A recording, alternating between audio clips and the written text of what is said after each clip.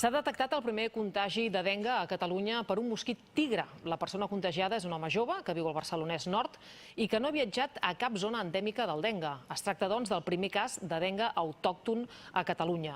Va notar els símptomes a mitjans d'octubre i actualment ja està recuperat. Tenia malestar general, febre i mal de cap. És el 6è cas de dengue autòcton a tot l'estat, després dels detectats a Múrcia i Cadis.